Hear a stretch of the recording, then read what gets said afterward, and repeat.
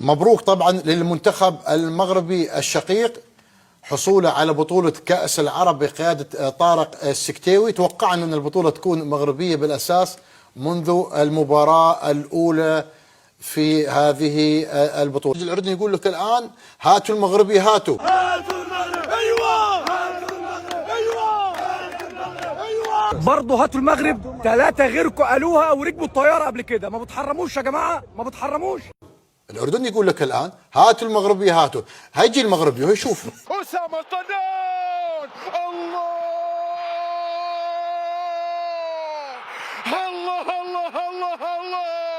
يا أسامة، احترم النهائي يا أسامة يا رجل، هذا نهائي يا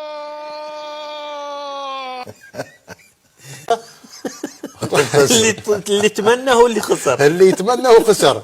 هو الشعارات موجودة في الأسواق الخارجية قبل المباراة، في سوق واقف أو حتى يا ويلك يا ويلك يا ويلك ونزل الملعب وخسروا. وبقى المغربي الآن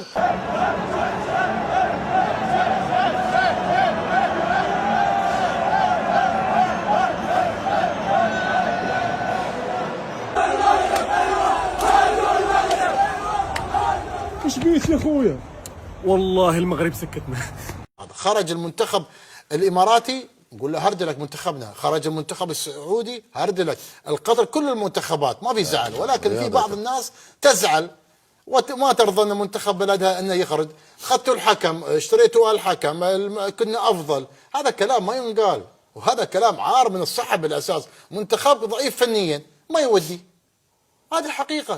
في تعدي على اللعيبه الاردنيه، على تعدي على اللاعب النشأ. لكن هذا هو اللي التزم. لا في عدد ما التزموا، ما كان يلعب لا على الصفراء ولا على الرايه نهائيا، يمشي طابه سريع. هذا الشيء يعني الحكم ما كانش في المستوى اليوم. لا بعدين الحكم مش مظبوط.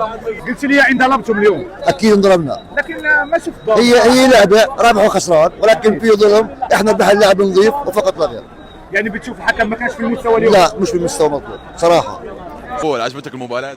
ابدا ما عجبتني صراحه، الحكم غير عادل ابدا، وكان لازم يعطوا اكثر بنالتيز للاردن وهيك، بس للاسف يعني الحكم ظالم. شو بدنا نحكي؟ المحاولة الآن، الكرة لعبت عكسية، بعد ذلك رأسية. الله الله الله الله الله الله الله.